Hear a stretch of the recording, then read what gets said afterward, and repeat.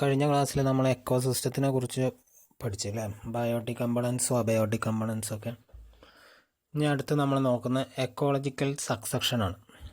Ecological succession, the replacement of one community by another until a stable stage is reached is called ecological succession. അതായത് ഒരു എക്കോസിസ്റ്റത്തിൽ ഒരു കമ്മ്യൂണിറ്റീനെ മൊത്തമായി നീക്കം ചെയ്ത് അവിടെ വേറൊരു കമ്മ്യൂണിറ്റി വരുന്നതാണ് എന്ത്, ecological succession. The replacement of one community by another until a stable stage is reached is called ecological succession. അപ്പോൾ എക്കോളജിക്കൽ സക്സഷൻ രണ്ട് ടൈപ്പ് ഉണ്ട്, 2 types. First one, primary succession. It is the process of creating life in an area where no life existed earlier. ഇപ്പോൾ ഒരു പ്രദേശത്ത് യാതൊരു ജീവജാലങ്ങളും ഇല്ല, പ്ലാന്റ്സും അനിമൽസും ഒന്നുമില്ല. ആ പ്രദേശത്ത് എന്ത് ചെയ്യാണ്, പുതുതായിട്ട് ക്രിയേറ്റ് ചെയ്യുകയാണെങ്കിൽ അതെന്താണ്, പ്രൈമറി സക്സഷനാണ്. അപ്പോൾ primary succession begins with pioneer organism. അപ്പോൾ അതിൻ്റെ തുടക്കം കുറിക്കുന്ന ആരോ, അതിനെയാണ് നമ്മൾ പയനിയർ ഓർഗാനിസം എന്ന് പറയുന്നത്. ഇപ്പോൾ ഉദാഹരണമായിട്ട് ഒന്നുമില്ലാത്തൊരു പാറ ഒക്കെ നിറഞ്ഞൊരു പ്രദേശമാണെന്ന് വിചാരിക്കുക, വേറെ ഒരു ജീവജാലങ്ങളും പ്ലാന്റ്സും ഒന്നുമില്ല. അപ്പോൾ അവിടെ ആദ്യം രൂപപ്പെടുക ലൈക്കൻസ്, അതായത് ചെറിയ പൂപ്പൽ മാതിരിയുള്ള സാധനങ്ങൾ രൂപപ്പെടുന്നു. പിന്നെ അതിൽ നിന്ന് ചെറിയ ചെറിയ ചെടികൾ പോലുള്ള ഉണ്ടാവുന്നു. പിന്നെ ഷ്രബ്സ്, കുറ്റിച്ചെടികൾ ഉണ്ടാവുന്നു. പിന്നെ അവിടെ വലിയ മരങ്ങൾ ഉണ്ടാവുന്നു. ഓക്കെ, പിന്നെ ആ പ്രദേശത്തേക്ക് എന്ത് ചെയ്യണം, പക്ഷികളും മൃഗങ്ങളൊക്കെ എത്തിച്ചേരണം. അങ്ങനെ ഒന്നുമില്ലാത്ത പ്രദേശത്ത് എന്ത് ചെയ്യണം, പുതിയൊരു കമ്മ്യൂണിറ്റി ക്രിയേറ്റ് ചെയ്യുന്ന പ്രോസസ്സാണെന്ത്, പ്രൈമറി സക്സഷൻ. എന്താണ് primary succession? It is the process of creating life in an area where no life existed earlier. Okay, then secondary succession. When a community is disrupted and succession occurs again, it is called secondary succession. അതായത് നിലനിന്നിരുന്ന ഒരു community നശിച്ചു പോവുകയും പിന്നീട് അവിടെ പുതിയൊരു community വരികയും ചെയ്യുന്നതിനാണ് എന്ത് പറയുന്നത്, secondary succession. Okay, then disruption may be fire, wind, earth. ഇപ്പോൾ ഫയറിൻ്റെ ഫലമായിട്ട്, ഫോറസ്റ്റ് ഫയറിൻ്റെ ഫലമായിട്ട് എന്ത് ചെയ്യാം, ചിലപ്പോൾ അവിടെ മൊത്തം നശിച്ചു പോവാം. അങ്ങനെ പിന്നെ വീണ്ടും അവിടെ എന്ത് ചെയ്യാണ്, സക്സഷൻ നടക്കുന്നുണ്ടെങ്കിൽ അതാണെന്ത്, സെക്കൻഡറി സക്സഷൻ. ഇത്രയാണ് എന്ത്, ecological succession. Then next one, food chain. A food chain is the path by which energy passes from one living thing to another. ഒരു ജീവജാലത്തിൽ നിന്ന് മറ്റൊരു ജീവജാലത്തിലേക്ക് എനർജി പാസ് ചെയ്യുന്ന ആ പാത്തിനെയാണ് നമ്മൾ എന്ത് പറയുന്നത്, ഫുഡ് ചെയിൻ എന്ന് പറയുന്നത്. A food chain is the path by which energy passes from one living thing to another. For example നോക്കിയാൽ മനസ്സിലാവും, ഗ്രാസ് ഹോപ്പർ കഴിക്കുന്നു, പിന്നെ ഫ്രോഗ് അതിനെ കഴിക്കുന്നു, ഫ്രോഗിനെ സ്നേക്ക് കഴിക്കുന്നു. അപ്പോൾ എനർജി ട്രാൻസ്മിഷൻ്റെ ആ പാത്ത് നോക്കുക, ഗ്രാസ് ഹോപ്പർ, ഫ്രോഗ്, സ്നേക്ക്. അതാണ് എന്ത്, ഫുഡ് ചെയിൻ എന്ന് പറയുന്നത്. Okay, then next one, food web. ഒന്നിൽ കൂടുതൽ ഫുഡ് ചെയിനുകൾ കൂടിച്ചേരുന്നതിനാണ് എന്ത് പറയുന്നത്, ഫുഡ് വെബ് എന്ന് പറയുന്നത്. A food web is an interlocking pattern of food chains. അപ്പോൾ ഫുഡ് ചെയിനുകൾ കൂടിച്ചേർന്നിട്ടാണ് എന്ത് ഫോം ചെയ്യുന്നത്, ഫുഡ് വെബ് ഫോം ചെയ്യുന്നത്. അപ്പോൾ ഫുഡ് വെബിൻ്റെ പിക്ചർ നോക്കിക്കോളും. ഇപ്പോൾ ലയണിലോട്ട് എത്തുന്ന പല ഫുഡ് ചെയിനുകളുണ്ട്. അപ്പോൾ അതെന്തായി മാറി, ഫുഡ് വെബായി മാറി. ഓക്കെ, അതാണ് ഫുഡ് ചെയിനും ഫുഡ് വെബും തമ്മിലുള്ള വ്യത്യാസം. Then next one, ecological pyramids. Ecological pyramids. Ecological pyramids are graphical representations of the trophic structure of ecosystem. ഒരു ആഹാര ശൃംഖലയുടെ ഗ്രാഫിക്കൽ റെപ്രസെൻറ്റേഷനാണ് എന്ത് പറയുന്നത്, എക്കോളജിക്കൽ പിരമിഡ്സ് എന്ന് പറയുന്നത്. ഓക്കെ, ആ പിക്ചർ കാണുമ്പോൾ നിങ്ങൾക്ക് മനസ്സിലാവും. Ecological pyramids are graphical representation of the trophic structure of ecosystem. 3 type ഉണ്ട്, 3 types ഓഫ് എക്കോളജിക്കൽ പിരമിഡ്സ്.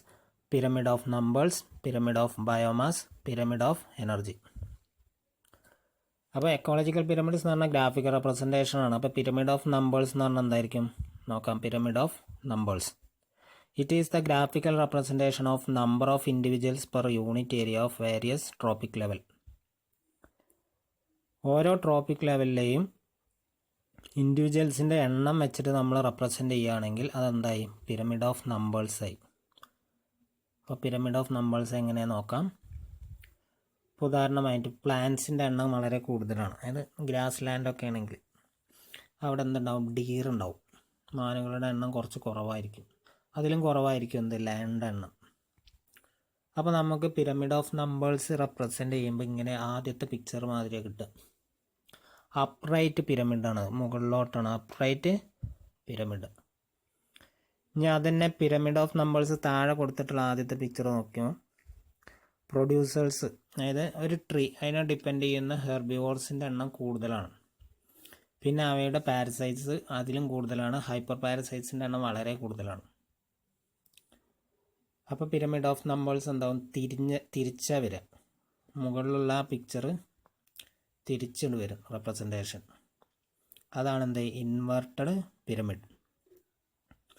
ഇനി അടുത്താണ് സ്പിൻഡിൽ ഷേപ്പ്ഡ്. സ്പിൻഡിൽ ഷേപ്പ്ഡ് എന്ന് പറഞ്ഞാൽ പ്രൊഡ്യൂസർ കുറവ്, അതിനെ ഡിപ്പെൻഡ് ചെയ്യുന്ന ഹെർബിവോർസിൻ്റെ എണ്ണം കൂടുതൽ, പിന്നെ അതിൻ്റെ മുകളിലുള്ള കാർണിവോറിൻ്റെ എണ്ണം കുറവ്. അപ്പോൾ ഇങ്ങനെ ഒരു ഷേപ്പ് കിട്ടും, that is spindle shaped.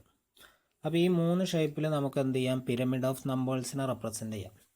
Upright pyramid, inverted pyramid, spindle shaped pyramid. Then next one, pyramid of biomass.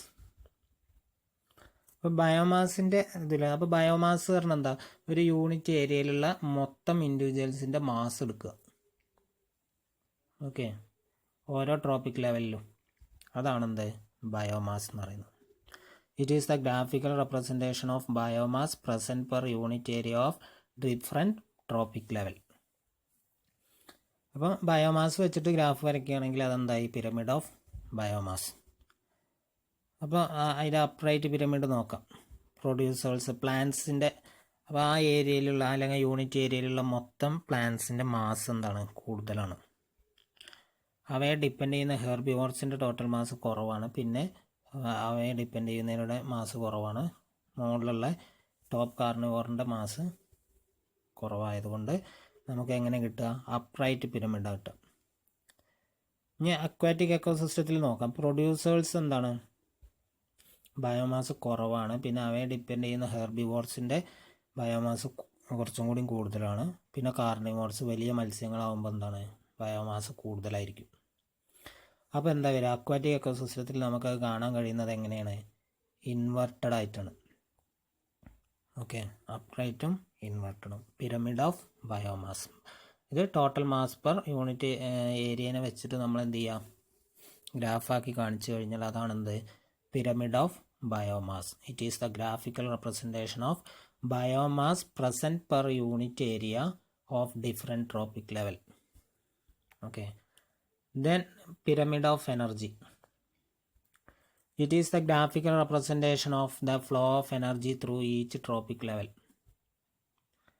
Flow of എനർജിയെ ഗ്രാഫിക്കൽ റെപ്രസെൻറ്റേഷൻ ആക്കി കാണിക്കുകയാണെങ്കിൽ അതെന്തായും, പിരമിഡ് ഓഫ് എനർജി. അപ്പോൾ പിരമിഡ് ഓഫ് എനർജി പിക്ചർ ഒന്ന് നോക്കിയാൽ മതി. പ്രൊഡ്യൂസേഴ്സ് കിലോ കലോറിയിലാണ് റെപ്രസെൻ്റ് ചെയ്യുന്നത്. കൂടുതലാണ് പ്രൊഡ്യൂസേഴ്സിൻ്റെ. അടുത്ത ലെവലിലേക്ക് എത്തുമ്പോൾ എന്ത് ചെയ്യും, എനർജി കുറയും. അതായത് മൊത്തം എനർജിയാണ് പാസ് ചെയ്യുന്നില്ല, ഒരു കുറച്ച് ഭാഗമാണ് പാസ് ചെയ്യുന്നത്. സെക്കൻഡറി കൺസ്യൂമറിൽ എത്തുമ്പോൾ വീണ്ടും കുറയും, ടെർഷ്യറി കൺസ്യൂമറിൽ എത്തുമ്പോൾ വീണ്ടും കുറയും. അപ്പോൾ എനർജി, പിരമിഡ് ഓഫ് എനർജി എപ്പോഴും എന്തേ ഉണ്ടാവുള്ളൂ, അപ്രൈറ്റേ ഉണ്ടാവുള്ളൂ. ഓക്കെ, ഈ ഒരു ഫോമിലേ കിട്ടുള്ളൂ. മറ്റേത് ഇൻവെർട്ടഡ് ആവാം, അപ്രൈറ്റ് ആവാം. പക്ഷേ പിരമിഡ് ഓഫ് എനർജി എപ്പോഴും എന്തായിരിക്കും, അപ്രൈറ്റ് പിരമിഡ് ആയിരിക്കും. ഇത്രയാണ് എന്ത്, ecological pyramid. Then next one, biological magnification. അപ്പോൾ ബയോളജിക്കൽ മാഗ്നിഫിക്കേഷൻ നമുക്ക് നോക്കാം. ഇപ്പോൾ നമ്മൾ കീടനാശിനി പ്രയോഗമൊക്കെ നടത്തുന്ന സമയത്ത് അല്ലെങ്കിൽ രാസവള പ്രയോഗമൊക്കെ അമിതമായി വന്നു കഴിഞ്ഞാൽ മണ്ണിൻ്റെ ടോക്സിക് ലെവൽ കൂടും. അപ്പോൾ അവയെ ഭക്ഷിക്കുന്നവരൊക്കെ എന്ത് ചെയ്യും, ആ ടോക്സിക് എന്ത് ചെയ്യും, ശരീരത്തിൽ പ്രവേശിക്കും. അപ്പോൾ കുറേ കാലത്തേക്ക് നമ്മളിങ്ങനെ പച്ചക്കറിയൊക്കെ ഭക്ഷിക്കുന്ന സമയത്ത് നമ്മുടെ ശരീരത്തിൽ അതിങ്ങനെ അടിഞ്ഞു കൂടൂലേ. അപ്പോൾ അതേപോലെ തന്നെ അവയെ ഭക്ഷിക്കുന്നവരുടെ ശരീരത്തിൽ എന്ത് ചെയ്യും, അത് കൂടിയ തോതിൽ വീണ്ടും അടിഞ്ഞു കൂടും.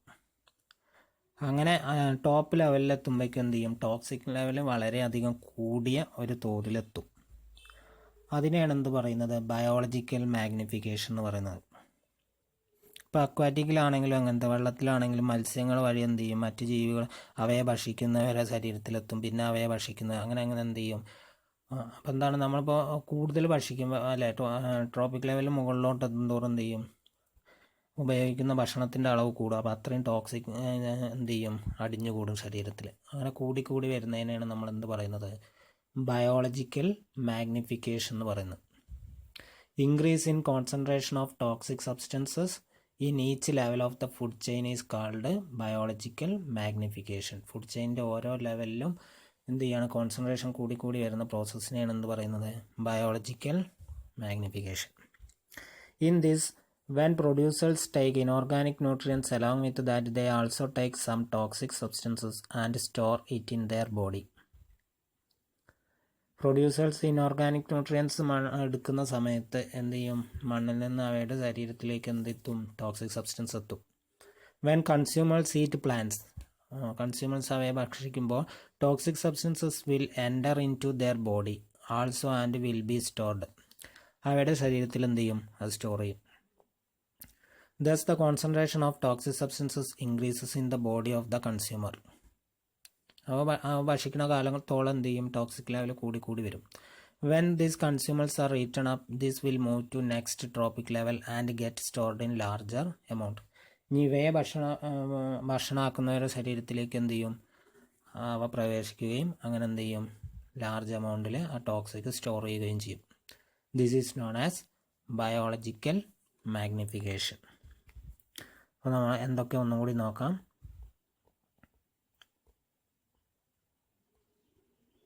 Ecological succession. ഒരു കമ്മ്യൂണിറ്റീനെ റീപ്ലേസ് ചെയ്ത് അവിടെ ഒരു പുതിയത് വരുന്നതിനാണ് എന്ത് പറയുന്നത്, എക്കോളജിക്കൽ സക്സഷൻ എന്ന് പറയുന്നത്. The replacement of one community by another until a stable stage is reached is called ecological succession. Primary succession എന്ന് പറഞ്ഞാൽ ഒന്നുമില്ലാത്ത ഏരിയയിൽ പുതിയത് ക്രിയേറ്റ് ചെയ്യുന്നതാണ് എന്ത്, primary succession. Primary succession pioneer ഓർഗാനിസത്തിൽ നിന്ന് സ്റ്റാർട്ട് ചെയ്യുന്നത്. ആരാണ് സ്റ്റാർട്ട് ചെയ്യുന്നത്, അവയാണ് എന്ത്, പയനിയർ ഓർഗാനിസം എന്ന് പറയുന്നത്. ദെൻ സെക്കൻഡറി സക്സഷൻ, ഒന്നിനെ നശിപ്പിച്ചിട്ട് അല്ലെങ്കിൽ ഒന്നിൻ്റെ നാശത്തിൻ്റെ ഫലമായി അവിടെ പുതിയതൊന്ന് ക്രിയേറ്റ് ചെയ്യുന്നതാണ് എന്ത്, secondary succession. Then food chain. Food chain എന്ന് പറഞ്ഞാൽ energy passing from one living thing to അനദറിനെ നമ്മൾ എന്ത് ചെയ്യുക, ആ പാത്തിനെയാണ് എന്ത് പറയുന്നത്, ഫുഡ് ചെയിൻ എന്ന് പറയുന്നത്. അതിൻ്റെ ഇൻ്റർ കണക്ഷനാണ് അല്ലെങ്കിൽ ഇൻ്റർലോക്കിംഗ് പാറ്റേണിനെയാണ് നമ്മൾ എന്ത് പറയുന്നത്, ഫുഡ് വെബ് എന്ന് പറയുന്നത്. Then ecological pyramids. Ecological pyramids എന്ന് പറഞ്ഞാൽ ഗ്രാഫിക്കൽ റെപ്രസെൻറ്റേഷനാണ്. ഓരോ ട്രോപ്പിക് ലെവലിനെയും വെച്ചിട്ട് 3 ടൈപ്പ് ഉണ്ട്. Pyramid of numbers, pyramid of biomass, pyramid of energy. Number of ഇൻഡിവിജ്വലിനെ വെച്ചിട്ടാണ് നമ്മൾ ഗ്രാഫിക്കൽ റെപ്രസെൻറ്റേഷൻ നടത്തുന്നതെങ്കിൽ പിരമിഡ് ഓഫ് നമ്പേഴ്സ്. ഇൻവെർട്ടഡ് ആവാം, അപ്രൈറ്റ് ആവാം, സ്പിൻഡിൽ ഷേപ്ഡ് ആവാം. Pyramid of biomass, graphical representation of biomass present per unit area. ഒരു ഏരിയയിലുള്ള total ഇൻഡിവിജ്വൽസിൻ്റെ total mass എടുത്തിട്ട് നമ്മൾ റെപ്രസെൻറ്റ് ചെയ്യുകയാണെങ്കിൽ അതെന്താണ്, പിരമിഡ് ഓഫ് ബയോമാസ്. അപ്രൈറ്റ് ആവാം, ഇൻവെർട്ടഡ് ആവാം. പിരമിഡ് ഓഫ് എനർജി പറഞ്ഞാൽ it is A graphical representation of the flow of energy through each tropic level. ഓരോ ട്രോപ്പിക് ലെവലിലുള്ള എനർജി ട്രാൻസ്ഫറിൻ്റെ അളവ് വെച്ചിട്ട് നമ്മൾ ഗ്രാഫ് വരയ്ക്കുകയാണെങ്കിൽ കിട്ടുന്നതാണ് pyramid of energy. That is always upright. Then biological magnification. Increase in concentration of toxic substances in each level of the food chain is called biological magnification. ഓരോ tropic ലെവലിൽ എത്തുമ്പോഴേക്കും എന്താണ്, ടോക്സിക്കിൻ്റെ അളവ് കൂടുന്നതിനെയാണ് എന്ത് പറയുന്നത്, ബയോളജിക്കൽ മാഗ്നിഫിക്കേഷൻ എന്ന് പറയുന്നത്. Okay, thank you.